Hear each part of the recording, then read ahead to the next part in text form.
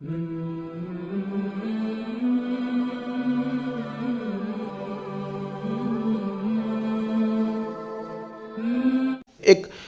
بچہ آ گیا، یتیم بچہ، اس نے آ کے عرض کی حضور 3 گھر میں افراد ہیں، میں، میری بہن اور میری بیوہ ماں، والد حضور چلے گئے اور آج نا 3 دن ہو گئے روٹی کوئی نہیں کھائی۔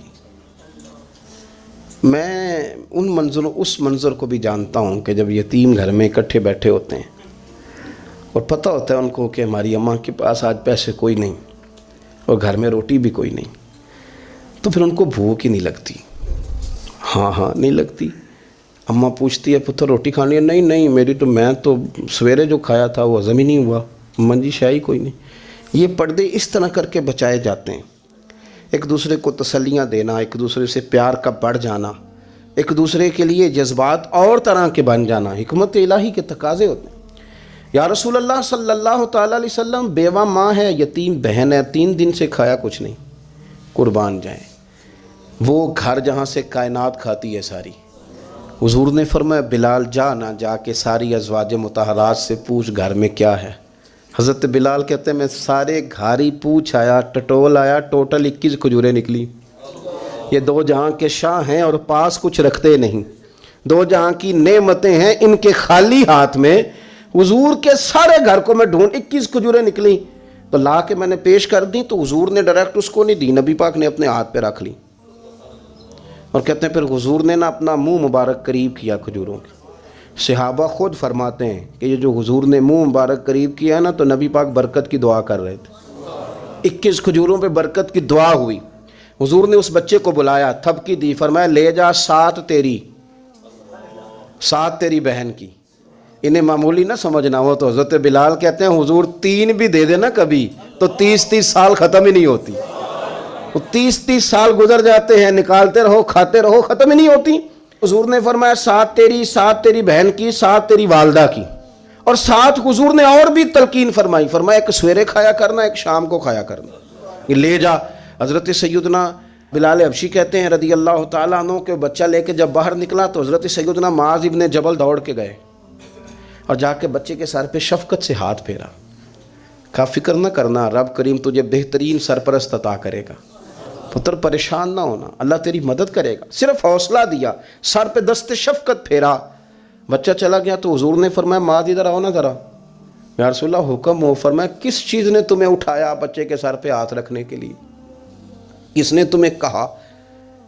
کس چیز نے تمہیں اٹھایا جو تم بچے تک پہنچ گئے؟ عرض کی یا رسول اللہ وہ جو میرے دل میں اللہ نے یتیم کے لیے رحمت رکھی ہے نا، اس نے مجھے اٹھایا تھا، اور میں نے جا کے اس کے سر پہ دست شفقت پھیرا تو حضور فرمانے لگے سن پھر، جو کسی یتیم کے سر پہ خالی ہاتھ بھی پھیر دے، جتنے بال اس کے ہاتھ کے نیچے آئیں گے نا، رب اتنی خطائیں معاف کرے گا، اتنی نیکیاں دے گا، اتنے درجے اس کے بلند کر دے گا۔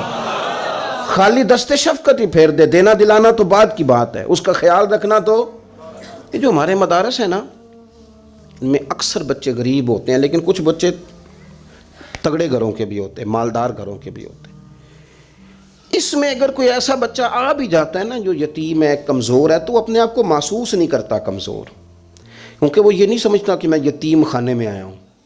اس کے ذہن میں مائنڈ سیٹ یہ ہوتا ہے کہ میں مدرسے میں آیا ہوں اور میں پڑھنے کے لیے آیا ہوں، اور کیونکہ وہ کچھ وزادار بچے، مالدار بچوں کے ساتھ وقت گزارتا ہے، اسی دسترخوان پہ بیٹھ کے کھاتا ہے، اسی کلاس میں سب کے ساتھ بیٹھ کے پڑھتا ہے، تو اس کی عزت نفس مجروح ہونے کی بجائے طاقت پکڑتی۔ وہ برابری کی سطح پہ جب آتا ہے تو اسے محسوس ہوتا ہے کہ مجھے عزت دی جا رہی۔ اس لیے مدارس اسلامیہ میری نظر سب سے مضبوط جگہ ہیں جہاں مساکین کی، یتیموں کی، غریبوں کی صحیح معنوں میں کفالت بھی ہوتی ہے، تعلیم بھی ہوتی ہے، عزت بھی ہوتی ہے، تربیت بھی ہوتی ہے۔ میرے رسول کریم علیہ السلام بڑے انہماک کے ساتھ، بڑے توجہ کے ساتھ۔ اچھا ایک کام اور ہوتا ہے ہمارے ہاں، وہ کیا ہے؟ اگر کوئی یتیم مال چھوڑ گیا نا اس کا باپ، تو پھر تو وارے نہیں آ رہے ہیں اس کے، پھر تو اللہ خیر کرے کہ بہت سارے مل جائیں گے کفالت کرنے والے، بہت سارے ملیں گے دھیان رکھنے والے، بڑے سارے ملیں گے توجہ دینے والے۔ قرآن مجید نے فرما دیا ہے کہ جو یتیم کا مال کھاتا ہے وہ سمجھ لے کہ میں مال نہیں کھا رہا، میں آگ کھا رہا ہوں۔ आग खा रहा हूँ, आग। सूरह निसा देखिए। हमारे यहाँ अगर तो वो माल छोड़ गया है तो फिर तो बहुत सारे रिश्तेदार मुस्तकिल उसके मोहल्ले में मकान लेने को तैयार हो जाते हैं, इल्ला माशाअल्लाह। फिर तो बड़े सारे ऐसे भी रिश्तेदार बन जाते हैं जिनको वालिद की मौजूदगी में कभी ज़ियारत का मौका भी नहीं मिला था। ये माल जो यतीम का है इसकी तो ज़्यादा हिफाजत करनी थी। हम कई दफ़ा मसला बताते हैं, लोग फतवाबाजी शुरू कर देते हैं। मुझे बुलाया गया कि एक साहब का इंतकाल हो गया तो उनका ख़त्म शरीफ है, तो बच्चे उनके नाबालिग हैं। तो मैंने कहा कि आप इस तरह करें, उनके माल में से ज़्यादा पैसे ना सर्फ करें। नहीं जी नहीं, बड़े पैसे कमाए हैं जी उसने, सारी ज़िंदगी बाहर निकाली है तो लाखों करोड़ों कमाए हैं, तो छोटा गोश्त पकाएंगे, बकरे का गोश्त पकाएंगे और हम उनका ख़त्म शरीफ दिलाएंगे। तो मैंने कहा साहब आप रिश्तेदार हैं, उनके बच्चों के माल की हिफाजत करें। ख़त्म शरीफ तो उसमें गोश्त ज़्यादा होना ज़रूरी नहीं, उसमें तो दर्द से दुआ करना ज़रूरी है, उसमें तो तिलावत कुरान पाक के साले सवाब में ज़रूरी है, ज़िक्र अज़कार ज़रूरी है।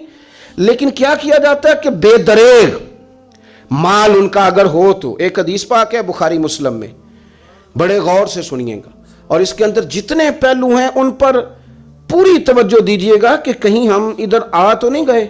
रसूल पाक सल्लल्लाहु अलैहि वसल्लम ना हमारे लिए सबसे बड़े हकीम हैं, सबसे ज़्यादा हिकमत हुजूर ने हमें बतलाई है कि इस रास्ते चलोगे तो बचोगे, इस रास्ते जाओगे तो हलाक हो जाओगे। नबी करीम अलैहिस्सलाम ने फरमाया, बुखारी मुस्लिम है, फरमाया 7 हलाक करने वाली चीज़ों से बचना, अगर इनमें तुम चले गए तो हलाक हो जाओगे। 7 चीज़ें हैं जो तुम्हें हलाक कर देंगी, बर्बाद हो जाओगे, तबाह हो जाओगे, हलाकत का सफ़र है ये। 7 चीज़ों से बचो। या रसूल अल्लाह सल्लल्लाहु अलैहि वसल्लम वो कौन कौन सी? तो हुजूर ने फरमाया अल्लाह के साथ शरीक ना करना, हलाक हो जाओगे। दूसरा नबी पाक सल्लल्लाहु अलैहि वसल्लम ने फरमाया जादू ना करना, हलाक हो जाओगे। हलाक और यार जिसे हुजूर फरमा रहे हैं हलाक हो जाएगा, वो बचेगा। नबी पाक सल्लल्लाहु अलैहि वसल्लम ने तीसरे नंबर पर फरमाया जिस शख्स के कत्ल करने को अल्लाह ने हराम करार दिया है उसे कत्ल ना करना, हलाक हो जाओगे। चौथे नंबर पर रसूल पाक अलैहिस्सलाम ने फरमाया सूद ना कभी भी खाना, हलाक हो जाओगे, हलाक। बड़ी बड़ी दलीलें दी बैंक वालों ने, बड़ा समझाया तो आदि साहब मान गए, मोहतरम मान गए, कहने लगे नहीं जी नहीं वो कारोबार में लगाते हैं। बड़े भोले भाले हैं हम, पता सारा है। और देखो सब कामों के बावजूद मुस्तकिल बैंकों में पैसे उस अकाउंट में रखे हुए हैं जहां से मुस्तकिल सूद आता है। हुजूर ने फरमाया न करना ये काम। तू कहता मैं सूद पे पैसे लेके कारोबार चमकाऊंगा, तेरे नबी पाक ने तो फरमाया तू हलाक हो जाएगा। तू कहता मैं मिल लगाऊंगा, हुजूर ने तो फरमाया हलाकत है।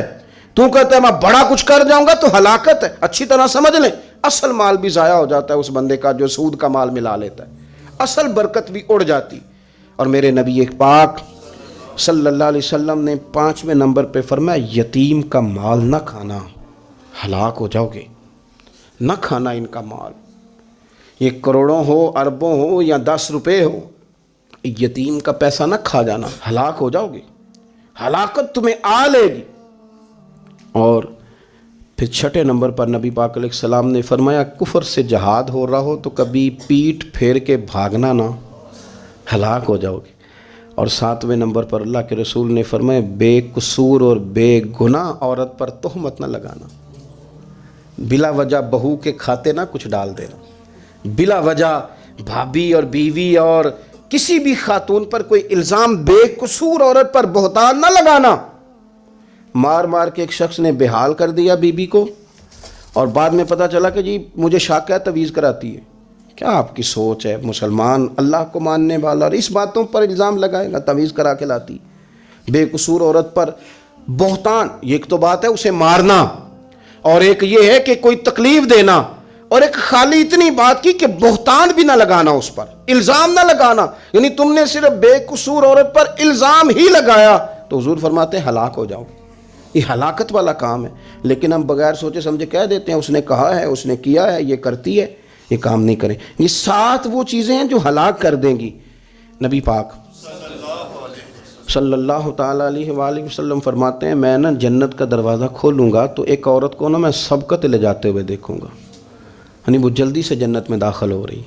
या बाज़ शारहीन कहते हैं कि हुजूर दाखिल होते ही सबसे पहले उसका चेहरा देखेंगे, हुजूर फरमाएंगे तू पहले ही आ गई बीबी जन्नत में। हुजूर ने दरवाज़ा खोला तो जल्दी से नज़र आई, तू पहले आ गई।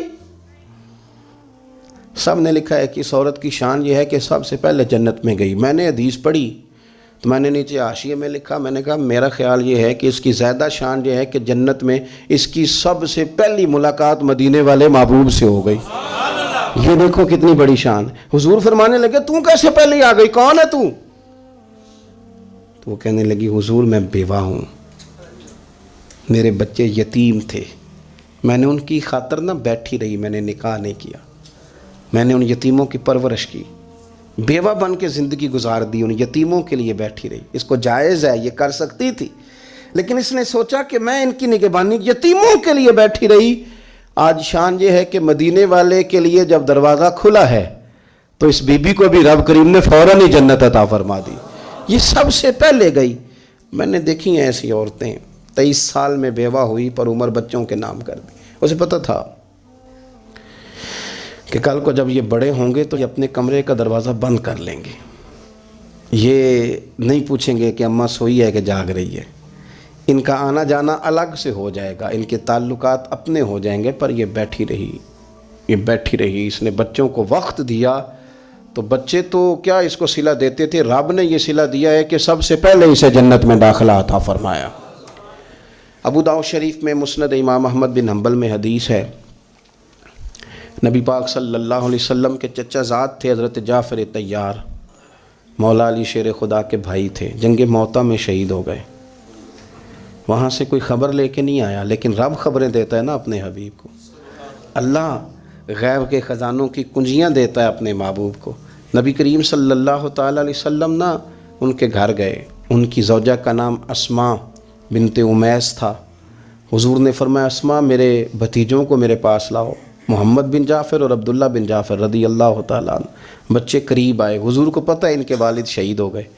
نبی پاک نے اپنی ناک مبارک ان کے رخساروں پہ رکھے, پھر حضور نے ان کا ماتھا چوما, پھر نبی پاک صلی اللہ علیہ وسلم نے سینے سے لگایا, فرمایا حجام کو بلاؤ نا ذرا ان کے بال تراشے, کتنی بڑے ہو گئے, حجامت ہونے والے.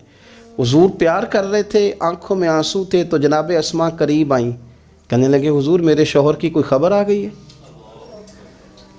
تو نبی پاک صلی اللہ تعالیٰ علیہ وسلم نے گردن مبارک اٹھائی تو آنکھوں میں آنسو تھے. فرمایا رب نے میرے بھائی کو شہادت کا درجہ عطا کیا. فرمایا کوئی آہ و بقا نہ کرنا میرے بھائی پر, اللہ نے اسے شہادت کا درجہ دیا ہے. حضرت جعفر طیار کے گھر والوں کے لیے حضور نے صحابہ کو حکم دیا کہ یہ غم میں ہیں, ان کے لیے کھانے پکا کے لاؤ.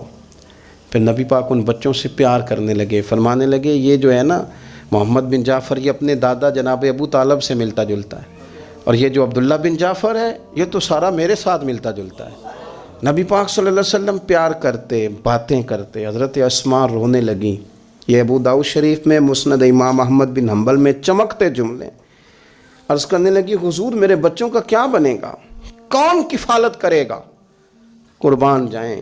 رسول پاک صلی اللہ علیہ وسلم کے کیا جملے, یتیموں کے لیے حضور کا نوازنے کا کیا انداز ہے. فرمایا اسماء تو فکر نہ کر, انا ولیہم فی الدنیا والآخرہ. فرمایا میں دنیا میں بھی ان کا وارث بنوں گا, قیامت کے دن بھی ان کا وارث بنوں گا.